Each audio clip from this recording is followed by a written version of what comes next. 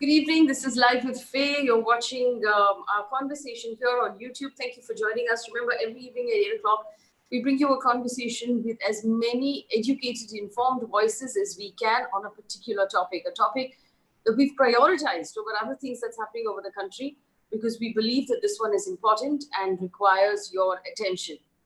Well, today we're going to look at a problem that has perhaps been an India problem for centuries. And despite over the last 70 years, policies and government attempting to remove this problem, it seems to be getting worse. We're talking about Dalit atrocities, specifically about the problem in Madhya Pradesh, in Guna, where a Dalit couple were apparently being removed from a plot of government land allocated for a college in Guna city of Madhya Pradesh. They consumed pesticide in protest, a senior official told The Hindu. And a video now that has gone viral, which I'm sure many of you have already seen. We're not going to play the video on this conversation because the visuals are distressing.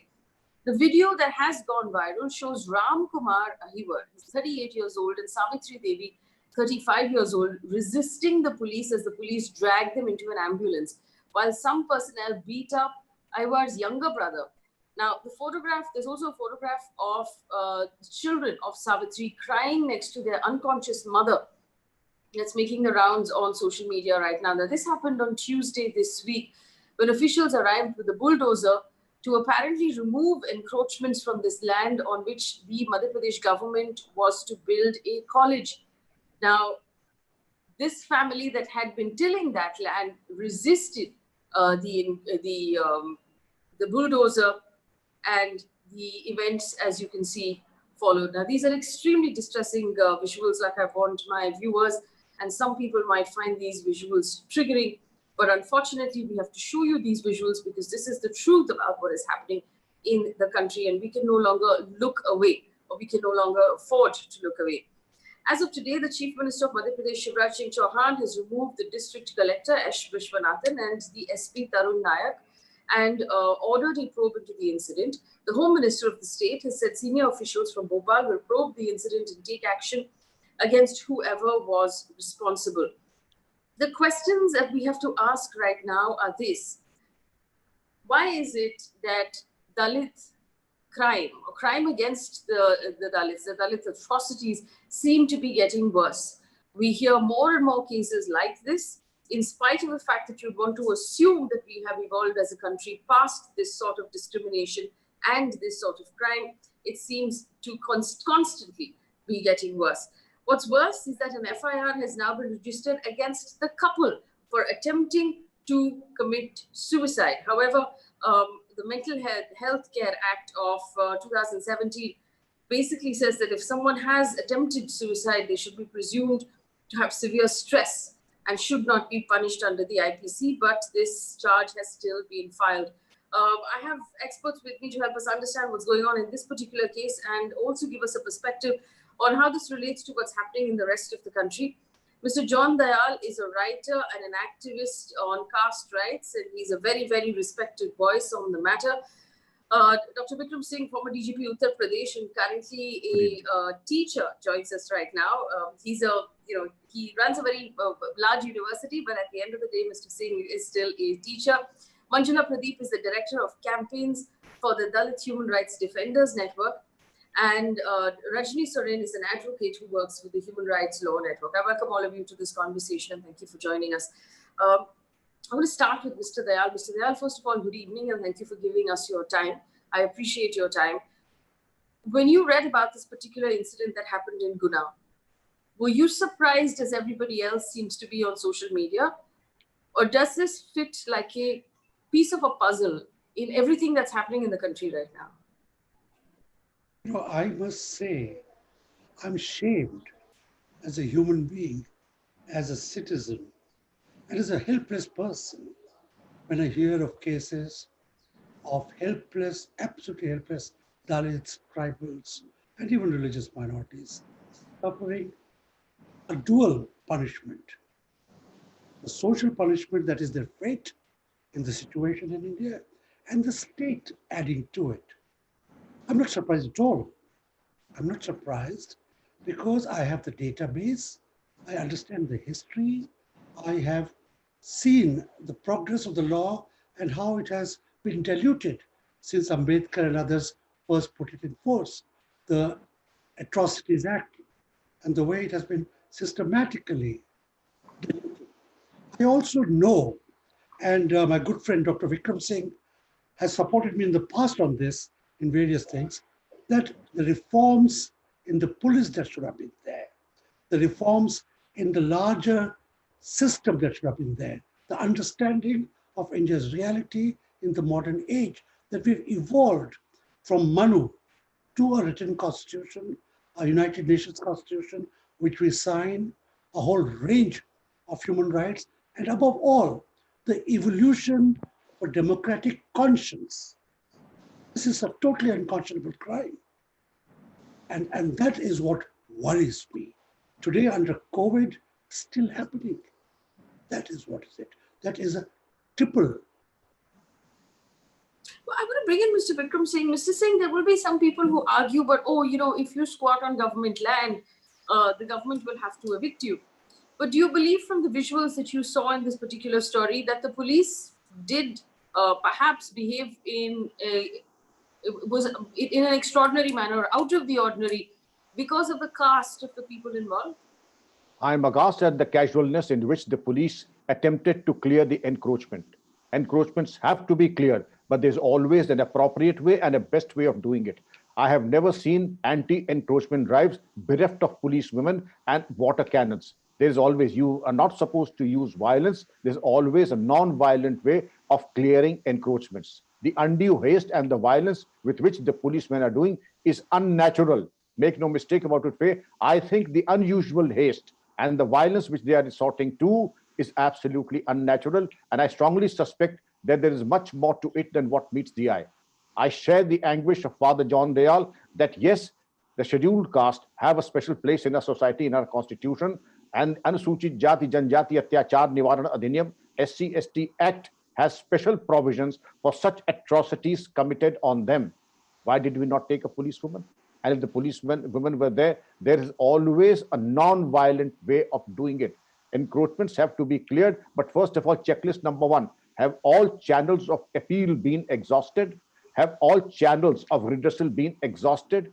Has a notice been given?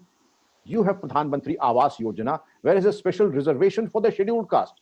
Do you mean to say that this was not possible to evict them, first rehabilitate them, then go in for the anti-encroachment drive? This is putting the cart before the horse. I am absolutely aghast. This is uncalled for and has brought a bad name to the police administration in Madhya Pradesh. I'm going to bring in the lawyer, Rajni. Soren is with us. Rajni, when we look at the fact that a case has been filed against the couple, the Dalit couple in question, and the behavior of the police, would you say that the government's action of removing the police, by removing, I'm sure that means just transfer, is that enough, or is there more to this? Okay, so I think I'd like to start with, I think the entire question is about how we look at encroachments. Now, the fact that the government is saying that this is encroachment does not hold true, because I think the law is very clear as to who can encroach and who cannot encroach. So even as, back in 2011, the Supreme Court has categorically said that if you look at common village land or government land in villages, and then they've said that encroachment, when you say that encroachments have to be removed, you mean encroachments by powerful people, and you do not mean people who are using that land, say for agriculture, or poor people who are farming on that land. So there is a categorical distinction in law that poor people who are using government land for their livelihood are not encroachers per se. And this you would find in laws, in local laws of Madhya Pradesh also, which recognize the rights of, say, scheduled caste and scheduled tribe farmers to use government land. So per se, I think one thing needs to be clear, that you cannot per se call it encroachment, because these people would have been entitled to relief under some law or the other. Now, secondly, as to what has happened, I think offences have been committed under the Atrocities Act. And as you know, the Atrocities Act as it stands today, these people should have been arrested immediately. And I think just dismissal does not suffice, because according to the Atrocities Act, once an offence is committed, you have to be arrested, and there is no provision for anticipatory bail or any of that either. So it called for an immediate arrest under the Atrocities Act. Mr. Singh, do you agree? I agree in the sense that yes, there's undue haste, encroachment upon a government land, whether it is agriculture or otherwise, it is deemed to be an encroachment. And then there is a channel of appeal to the district magistrate, to the commissioner, to the chairman board of revenue. And if you've exhausted all those channels, then a speaking order is given by the district magistrate. There is a standard operating procedure on how to evict. It has to be declared that it is an encroachment. Then a notice has to be given. Then the person goes into appeal. Then there's certain things that, and then it is the job of a vibrant and a sensitive administration to ensure rehabilitation first and then an anti-encroachment drive. But here what you see is the kicking around with fooling around. If a person happens to be a non-scheduled caste and does this, although being a scheduled caste police officer also does not absolve him of the atrocity, but being, if a person is a non-scheduled caste and commits such atrocities on the scheduled caste, the penalty is very heavy. And I totally agree with the esteemed panelists that action should have been taken immediately. It is non-bailable and he should have been put behind bars. I totally agree with this presumption. Well, our other guest who's with us, Manjula Pradeep, is the Director of Campaigns for the Dalit Human Rights Defenders Network. Manjula, what do you believe ought to be done in this case? First of all, this is not the first time that this kind of incident has happened. My personal experience of more than 28 years, I have worked a lot on land rights in Gujarat. In this incident, I think the entire aspect of power also needs to be understand that this land was a barren land. It was government land, and it was somebody who was playing the game behind these two Dalit people. The persons was somebody from the dominant caste who has claimed the land, despite the land is not in his name, but he used the two Dalit person as scapegoat and tried to implicate them into a false case. So in that sense, if you see, the accused is not the two people, but the accused is the dominant caste person. But unfortunately, the situation is that this is a police atrocity, right? And this is not the first time that the police have committed atrocities. And despite that, I don't know whether there will be any action to be taken against the police men who have who tried to question these two people for just a small piece of land. So one has to also understand I do know that the legal implications are there, and we do know that there is an amendment in the Atrocity Act which came up in 2015. But does that really going to give these people some kind of support in terms of accessing justice for them, because they are seen as criminals, they are seen as accused, they are seen as somebody who have violated the rights of and they have committed something wrong against the state. So I think this is something which needs to be understood, that how do we deal with this situation where the Dalits are being used as scapegoats by the dominant caste people on one side and by the administration and the police system. Well, I'm going to go back to Mr. John Dayal on the larger problem here. Mr. Dayal, and my audience tends to be largely urban. The urban audience would like to believe that this sort of casteism is no longer a problem in India. But the truth is, even in urban India, even in cities like Ahmedabad in Gujarat, we've had murders, we've had lynching, we've had young people hacked to death for falling in love and marrying each other across caste lines.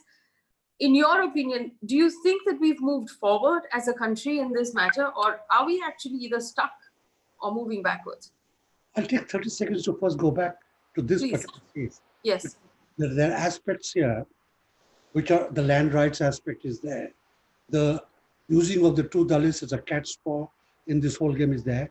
But the major thing, as Dr. Vikram Singh also said, is the atrocity part, the contempt, the viciousness with which the police is indulging in that atrocity. And if you notice at the background, all of those journalists are filming it without wincing, without telling the cops to stop. That is what worries me the most, because the law part of it, the land rights part of it, is valid across caste lines. Police atrocity, in a way, is also valid across caste lines. But when the two collide, then the facts come out. And here, I will now come to the larger issue. Is caste still an issue in India, like black rights or race rights? In America, color, people of color, whether I've lived in England, people of color can be identified from a distance. How do you identify people who are above or below the purity line?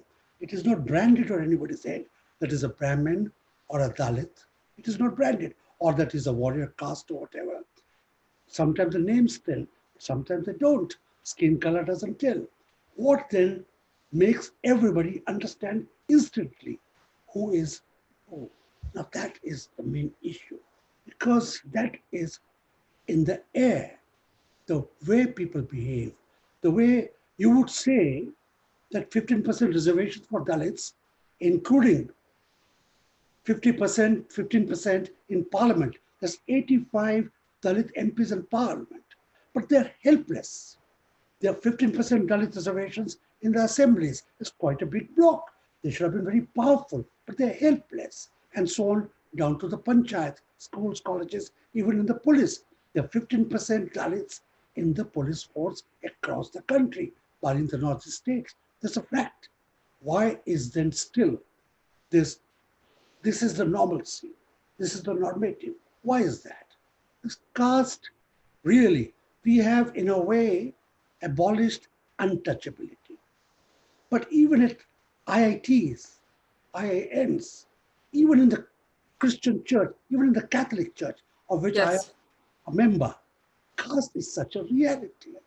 We see it in Kerala, we see it in Tamil Nadu, we see it in Andhra, we patently see it in the north, in terms of marriages, in terms of social interaction, in terms of this is a reality even in an Abrahamic religion, where Jesus said, love your neighbor. It is a reality in Islam, where people who deal with manual scavenging or otherwise are different from people, or considered different from people who think they are upper caste. And quite obviously, in Sikhism, it is very pronounced. The Mazhabi Sikhs, the non-Mazhabi Sikhs, different mosques, mind you, different mosques.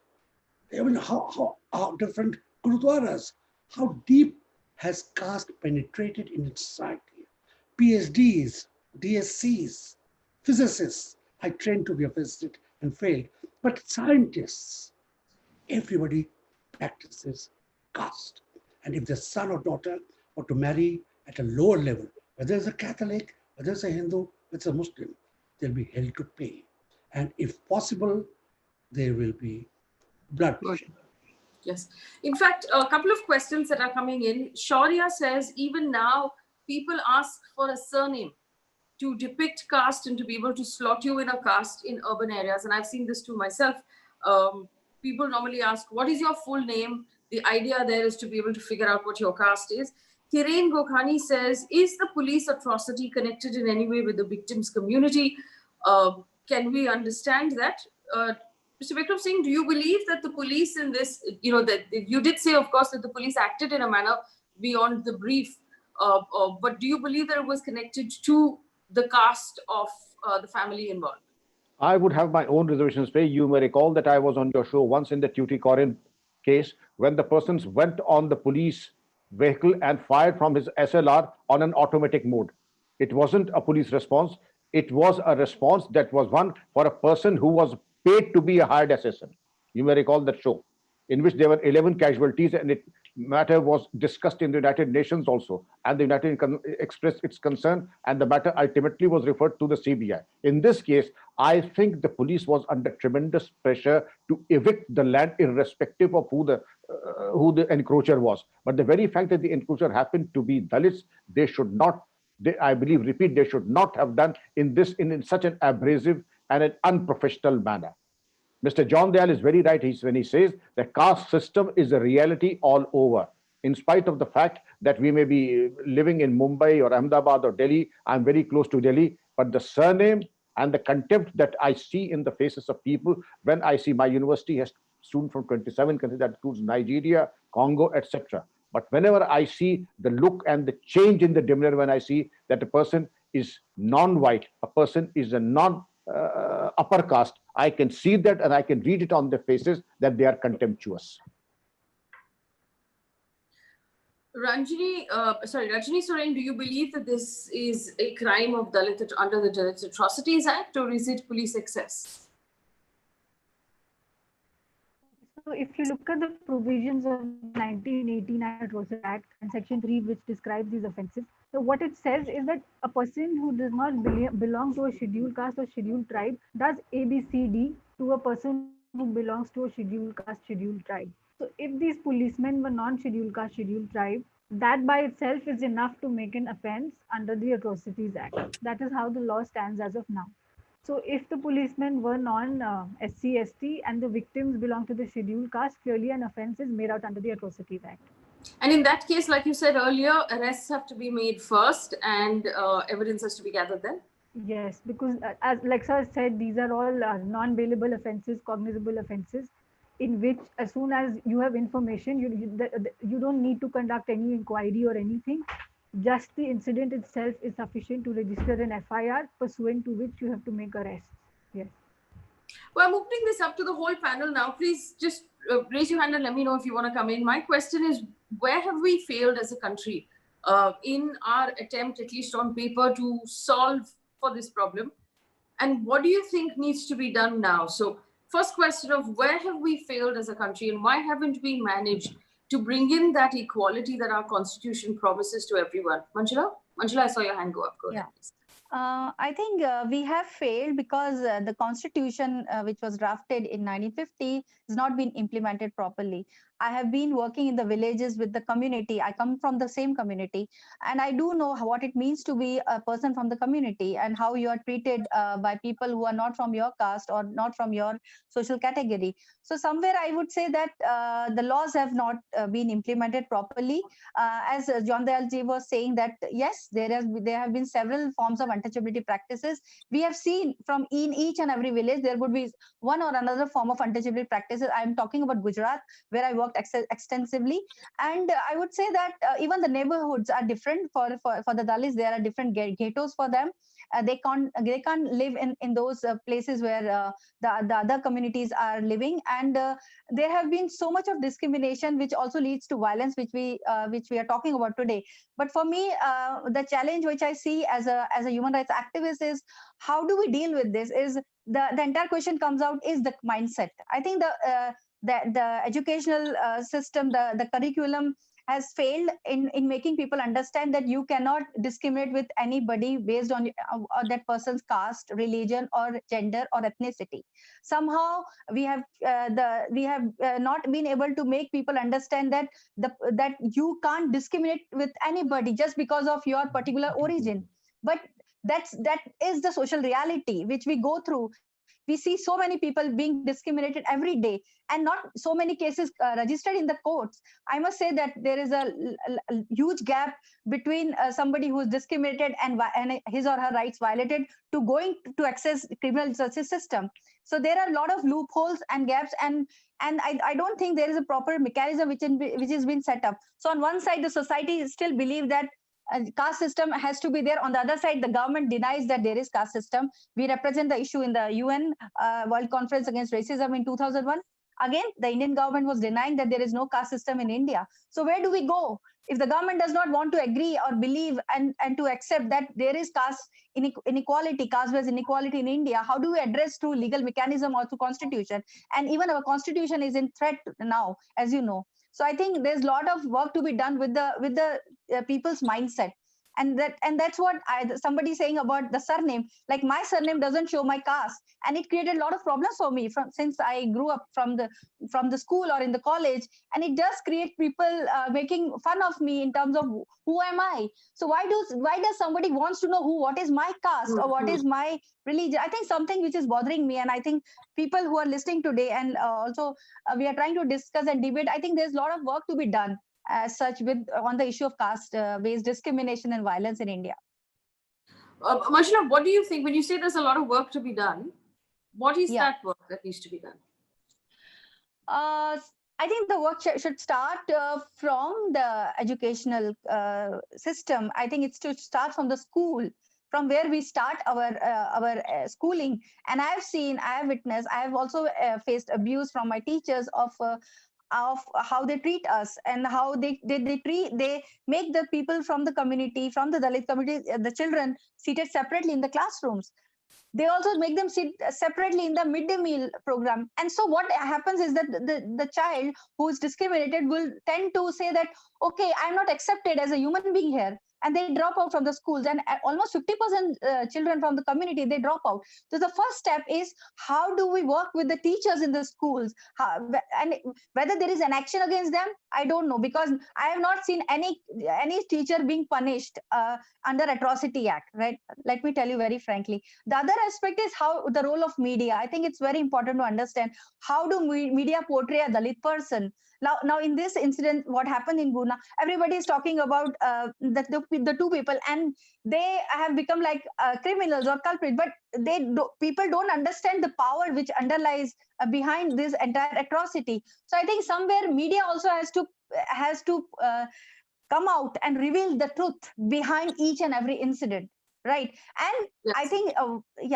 and the criminal justice system, So the police, the judiciary. Manjula, I'll come back to you, but I know that Mr. Vikram Singh has to leave in a bit, and I have a question for him. This is Ami Joshi who has asked the question.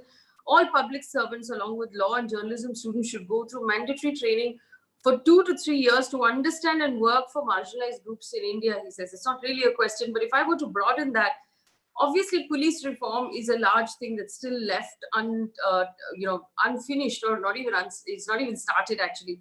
Dr. Singh, what sort of remedy can we bring in to sensitize the police even further? Like Mr. Dayal pointed out, that the police is supposed to have 15% reservation for scheduled caste and scheduled tribe, but we still find the police insensitive on many, many occasions. What's the solution there?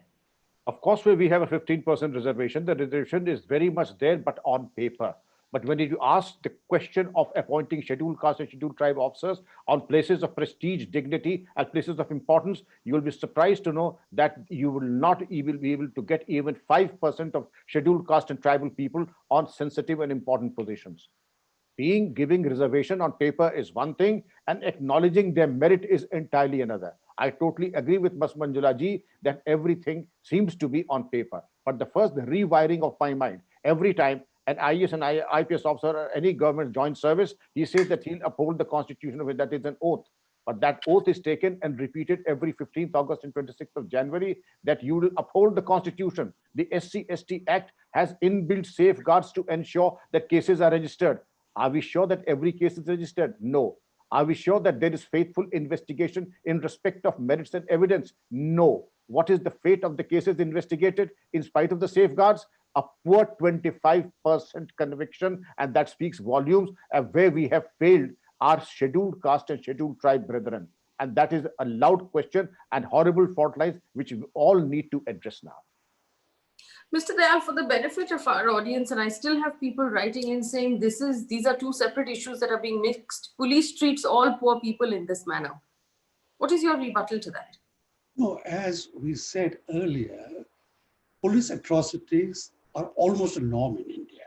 But when police is acting against, let us say, Muslims, I'm just diverting for a minute, or against Dalits, an extra layer of hate, I would call it, for want of a more polite word, overwhelms them. So in the same situation, if it was, let us say, Mr. Mishra and Mr. Sharma, or Mr. Verghese, the police would be slightly more polite. Maybe they would persuade them. Maybe they would not beat them so terribly. But when they find that the man is not only helpless and poor and small in context of the very large number of force available, and he's a Dalit, then something comes out of the very guts, and it shows in the way that they treat him. That is what I'm saying. There is no question of conflating it. It is just that when it happens, it's like a woman. When it happens to a woman, the power play comes into it. The patriarchy comes into it, in addition to everything else. And that is the whole point. I would like to say that what is the solution, you ask? If there were a solution in 3,000 years of enlightened progress, maybe they would have found one. But still, I think it is possible. It is maybe not possible constitutionally to abolish caste, to annihilate caste, and Ambedkar really wanted, because there are fears that if you annihilate caste, you attack then Sanatan Dharma itself. And that is a no-no, because then it violates many other provisions. But if caste is not to be annihilated, what then? How do you do it? I would say first, India is still to be taught to obey the rule of law. From the bottom up, we just don't obey the law. We don't put on a mask when in public. We don't obey road rules if the cops are not watching. Rule of law is non-existent. Second is societies themselves. I just pointed out, I don't blame Hinduism itself. Every religion, including mine, is riven with it. Pope Francis and St. John Paul, when he was Pope, issued farmans, bulls against it, condemning the Indian church, admonishing it to rid itself of caste. It hasn't happened. And I'm sure that is so in Hinduism also. Enlightened people from Kabir outwards have spoken for it. It hasn't happened. We need reforms in all. We need religious reforms to purge ourselves of this thing, including patriarchy, by the way. We need law reforms to enforce the rule of law. If there's an Anti-Atrocities Act, it should be automatically invoked the moment it happens. Like you do for gender, which also, by the way, we don't usually do. And therefore, there is something in the mechanism.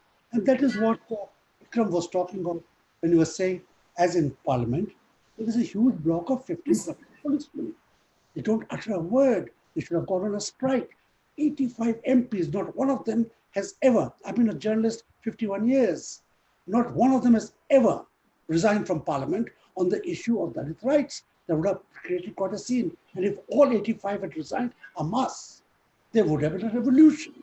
And that is the whole point. It is like they've got used to it. The community, as a people, we have lost our conscience, our soul. How do you revive a stricken soul? Well, Mr. Dayal, I also want to ask you this question. A lot of times what happens is when there's crime against women, there are questions about whether or not the woman is telling the truth. That's also a sort of reminder to all other women that if you complain, we won't believe you. In the case of Dalit atrocities, there's always some sort of other answer that is found. No, this is not about caste. This is about land. This is not about caste. This is about some other kind of dispute. This is some personal enmity. That sort of finding apologies and finding excuses to deny the caste factor, is that very largely part of the problem? It would be fatal for the upper caste to admit that there is a caste issue, that they despise the lower caste. They will tell you about karma. They will tell you that no, it is not descent-based, it is work-based. They go into all sorts of exegesis of the text. All of it is false, by the way. As a student of culture and anthropology, I can tell you all of it is crap. But still, they will go into all of that. In gender, 50% of mankind, and in India slightly less, is women. You annihilate women, you annihilate mankind. In caste, it is, although all of us have caste ingrained in us, but the majority religion, for them to admit that there is caste still, and not just caste would be no point if it were not untouchability, the social aspect of caste. It is not the anthropological aspect, if there were any anthropology involved. Caste is not genetic. If there was some solution to find out what caste means, it is not that. It is the fact, it is an active persecution. It is concocting a purity line, which is bad in science, bad in theology, bad in law.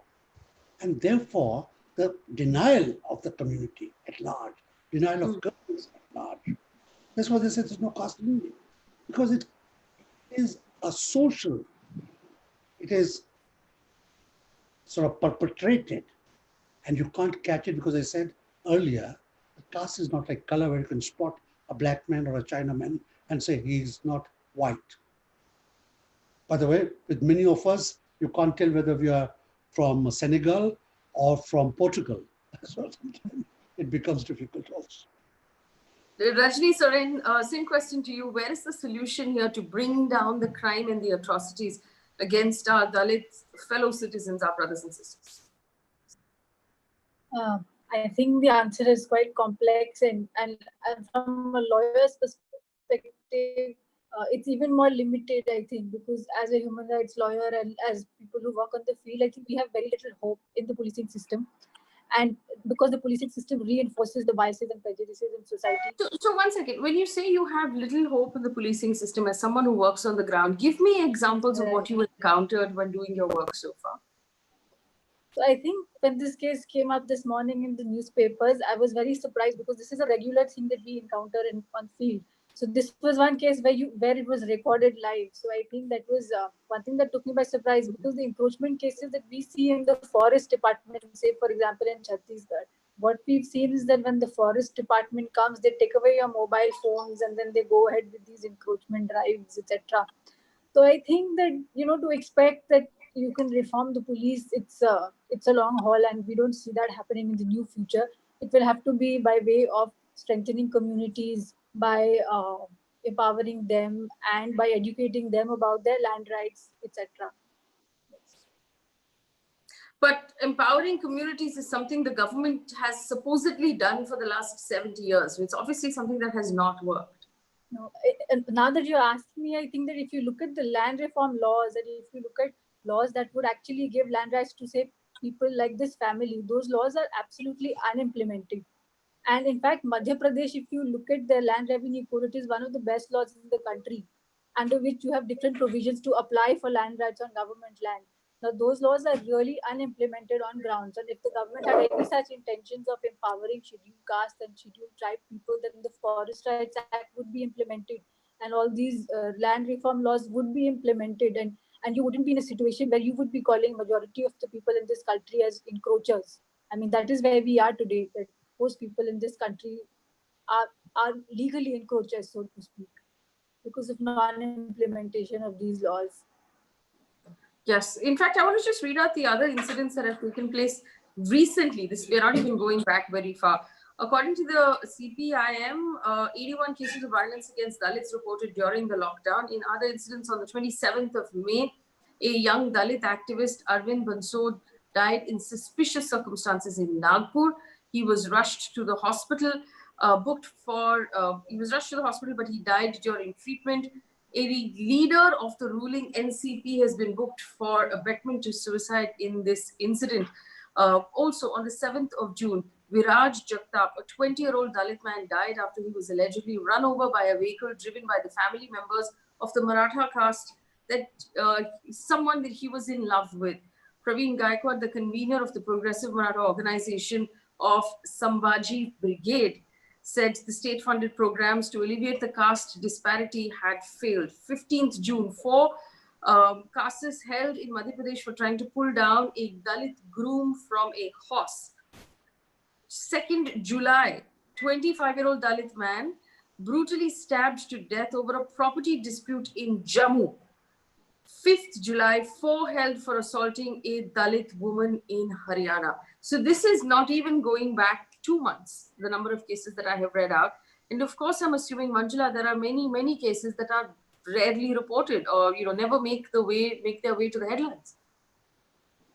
I think you're absolutely right. While dealing with the issue of atrocities against Dalits, I think what I have personally realized and experienced is that what Rajni was saying, the entire aspect of hope, where do we gain that hope of that we will get justice? That's something very far from the reality. As you were saying that we are talking about present, but we also have to see what is there in the past. And as I come from Gujarat, there have been some cases of brutal police atrocities, which I have been struggling for last 6 years. Almost 8 years now. It was in 2012 when 3 Dalit youth were killed by Gujarat police, 4 of them, and we are still struggling even to get charge sheet framed in these killings of these 4 youth. As you know, Una, what happened there, and we are all defending the case. We are trying to ensure that the complainant remains stable and strong to defend the case. I think what the larger issue, what John Dayal ji was also talking about, was how do we perceive a Dalit woman and how she is seen as a vulnerable person? So in this case of Guna, what happened today, or which is being discussed, this woman being a Dalit woman, how she must be treated? She must be treated differently than a Dalit man, and that is the reality in India, where how women from the Dalit communities, especially during the issue of land rights, there have been cases where the women have been raped by the dominant caste landlord. So these are the situation, and much has not changed. And the entire issue which comes up is, I think the larger issue which I work with is how do we deal with it and how do we build the leadership of the community. I think that's where we want to start with, and to build awareness amongst the community, because even the police official don't know what are the provisions of the Atrocity Act. That is the fact. And when you say the rule of law should be there, who implement the law? And there is a question that the criminal justice system, even the police does not know which sections have to be invoked during registering an FIR. And if there are activists are not there, then the police will not even invoke those sections of Atrocity Act which are there for a particular incident of atrocity. So it's a larger issue. One needs to understand that Indian society needs to understand that whether we need to live with a caste-based society, or we want a rule of law. And when you talk about rule of law, you talk about rule of constitution. So then we have to undermine that the power game which is lied behind a particular caste identity has to be shifted. And Yes. and I think I want to end from there. Yeah, there. I want to bring in Mr. Dayal here. Mr. Dayal, if you consider the range of discrimination to atrocities that take place in India and the stories that we hear and we read about, my concern is also the sort of casual discrimination that takes place in workplaces, in colleges, that, a lot of times people just think, oh, we're making jokes, but it actually leads to suicide. It leads to depression. So even those members of the scheduled caste, the scheduled tribe community who work really hard and find themselves in colleges, who find themselves in IITs, who find themselves in engineering colleges, in universities doing PhDs, or in workplaces working alongside everyone else, they then struggle to keep up because of the kind of discriminatory bullying that they face in these spaces. What needs to be done, and why, I mean by regular citizens, should we be calling out, prejudice when we see it? Should we be telling people not to do this? Should we be, doing affirmative action in the private sector and hiring more members of these communities? What should we be doing? Both Rajni and Manjula referred to courts and how difficult it is in courts also. I would refer to a more famous or notorious case of Chundur in the undivided Andhra, where there was a massacre. There was a whole community of upper caste attacking a whole community of Dalits, and there was a massacre. And the courts, the junior courts, found the upper caste guilty, and the verdicts were upturned by the senior courts. A better lawyer, a higher paid lawyer, and possibly sensibilities in the superior court. And they upturned that. I know of many cases in Tamil Nadu where it is like a war of the upper caste village against the Cherry, the Dalit sub-village. All because the sub-village had one lawyer, an army officer, and postgraduate, and they were attacked because they were asserting themselves. I was there last year with Harsh Mandar. We saw the results, and I didn't know whether to be or to just bash my head on the bloodstained wall. That is the basic crisis. Where do you begin? I have faced 2 points of discrimination in my life. I'm not a Dalit, I'm not a tribal. But when I was a very young child, because I'm so dark, I used to be called a darkie. It later became such an asset, traveling in Europe and all that. But I faced discrimination. And once I faced discrimination as a Christian, in one of my first jobs, we were doing some field surveys. I entered a Brahmin's house. They were very nice because I spoke English with an accent. And then they asked me what was my name, and I said, John. And I said, John what? And I said, John Dayal, John Isai. And I was almost kicked out. So I understand what is discrimination. I'm not a Dalit, I'm not a tribal, I'm not a woman. But discrimination is in the eye of the beholder. And the victim is made to feel small like a worm. Where do you crawl into? And how do you do that? At the school level, In the villages, as you have just heard Manjula say, people will not eat the midday meal if the cook is not upper caste. The Dalit child will be served separately and possibly served less, I don't know, but I'm just guessing. But it'll be far away and they will have to wash their own utensils and the whole jig bang, They're made to sit, because this I've seen myself in rural schools and tribal schools, the Dalits, even in tribal schools, are made to sit so differently that they know. So even if their parents speak English and they're all of them, they're ties to a convent school, as you would call it, they are told from the beginning that they're Dalits, hammered into them.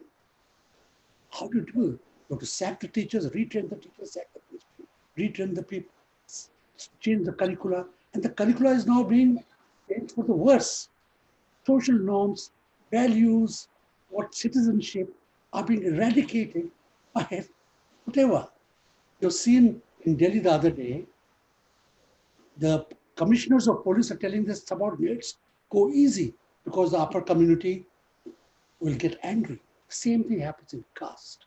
In UP, when there's Dubai chap, the whole involvement, it was casteism in the police force and the use of police to enforce caste, sometimes between upper caste, usually with the OBCs and the Dalits.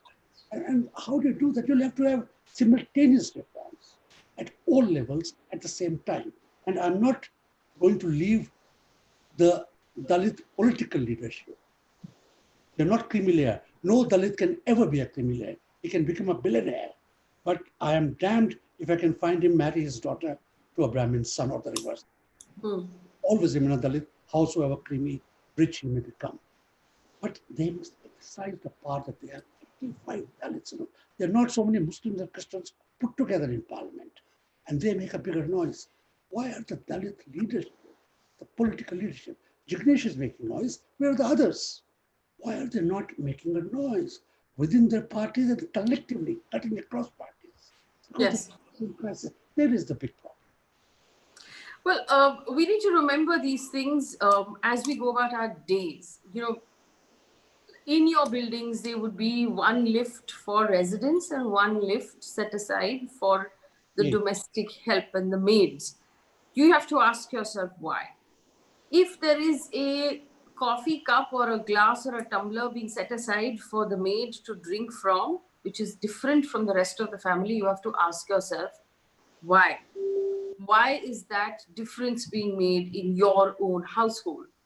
If you are in a room in your office and you find far more Brahmins and upper caste people in that room and no representative of the other caste, you have to ask yourself, why? Why is there a difference here? And with what point did you reach that room where there are more Brahmins than everybody else? We have to, within our own individual spaces, find ways to correct discrimination and find ways to right the wrongs of our ancestors, because these are these crimes we carry on the conscience of our country and the conscience of our people. And unless we find a way to right those wrongs and to truly deliver equality to everyone in this country, our democracy would be meaningless if the police hit harder when they find out that the person in front of them is Dalit. If doctors don't pay attention when they find out the person in front of them is Dalit. If teachers actually shove aside students or children who are Dalit, then we are setting ourselves up for 3 more centuries of failure, as coming from 3 centuries of failure in our attempt at equality. I'm going to leave the conversation here, but I thank my panelists for making time and to be with us and to answer these questions. And I do hope that we will continue to have these conversations, we'll continue to raise these problems, and we won't wait for a crime of this sort to take place before we address the issues being faced by the Dalit community. Thanks for watching.